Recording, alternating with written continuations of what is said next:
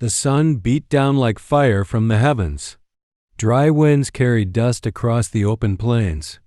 The desert showed no mercy. Weya's bare feet bled from the rocks. Her throat was parched, her vision blurry. Each step felt heavier than the last. She had been walking for hours, maybe days. Time had lost meaning. She didn't cry anymore. There were no tears left. Her people were gone. Her tribe had cast her out. Weya, daughter of the Apache, had broken one sacred law. She had fallen in love with a man from the enemy tribe. They had met in secret, shared stolen moments beneath the stars. He had spoken to her with gentleness, not violence. He had called her beautiful in a world that only saw her as a warrior. But when the elders found out, the punishment was swift and cruel. Betrayal, that's what they called it. They didn't kill her. No, that would have been too kind. They tied her hands, blindfolded her, and took her far into the canyons where the sun baked the land and vultures circled overhead. Then they left her. No food, no water, no weapons. A slow death. The kind meant to break her spirit before her body gave out. By the second day, her lips were cracked open. Her skin burned red. Her eyes struggled to stay open. And above her, the vultures waited. She stumbled on a stone and fell hard. Her knees scraped, blood mixing with the dust. She didn't get up this time.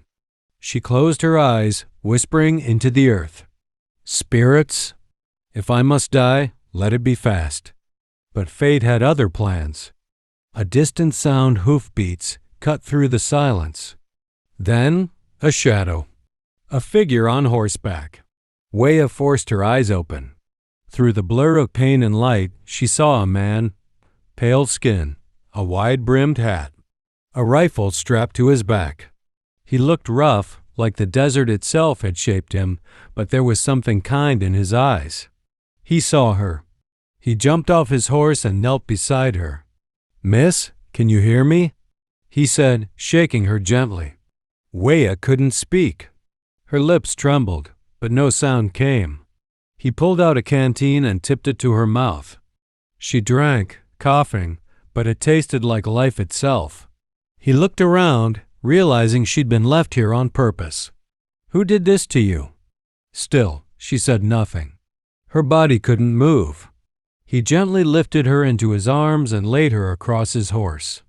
As they rode away from the canyon, she managed to whisper only one broken question. "Why? Help me?" He looked into her cracked, sunburned face and said softly, "Because no one deserves to die alone in the dirt." And for the first time in days, Weya let her eyes close, not from pain, but peace. She wasn't alone anymore. When Weya opened her eyes again, she was no longer in the desert. She lay on a bed of furs inside a small wooden cabin. A soft fire crackled in the stone hearth. The scent of stew filled the air, and for a moment she thought she was dreaming. Then the pain returned, dull but fading. A man turned toward her, the same man who had saved her. He looked surprised to see her awake. "Well, look who decided to live," he said, voice calm like river water. Weya tried to speak, but her voice came out as a dry whisper. "Where am I?" "Safe," he replied simply. "My name's Colt." Colt was a rancher. Lived alone on the edge of the desert, near no town, with only a few horses and a shotgun for company. He had found her half dead, carried her miles across rough terrain, and nursed her back to life. For days she couldn't move much.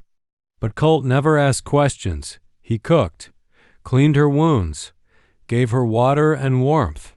Slowly her strength returned. On the 6th day, she finally told him everything. About her tribe, about the exile, about the man she loved and the price she paid. Colt listened in silence. He didn't pity her. He didn't speak when she cried. He just stayed nearby, handing her a warm cup of tea when the words stopped. "I have nothing," she said one night. "No name, no family, no place." "You've got something now," he said gently. You've got yourself and this place. If you want it. Weah stayed. Weeks turned into months. She helped him tend the horses. She learned to use a rifle. She chopped wood, and he taught her how to make biscuits from scratch. They became partners quietly, without saying much. But something had changed in Weah. She was no longer broken. She had been thrown away like a ghost, but now someone saw her, not as a burden, not as shame, but as a woman worth saving. One night under the stars, she asked him again, "Why did you help me, Colt?" He leaned back in his chair, staring at the endless sky. "Because I know what it's like to be left behind," he said. "I fought in a war no one remembers. Came home to a family that didn't wait. I reckon I was half dead too until I found you." Weah placed her hand gently over his. Two people the world forgot had found each other. The past could not be changed. Her tribe would never take her back. But she no longer needed their approval. She was alive. She was strong. And for the first time, she was loved not for her blood, but for her heart. That winter, the vultures circled far away, searching for lost souls in the desert. But Weah was no longer theirs. She belonged to the fire, the cabin, and the man who saw her worth even when she couldn't. She had found salvation. And this time, she would never be left behind.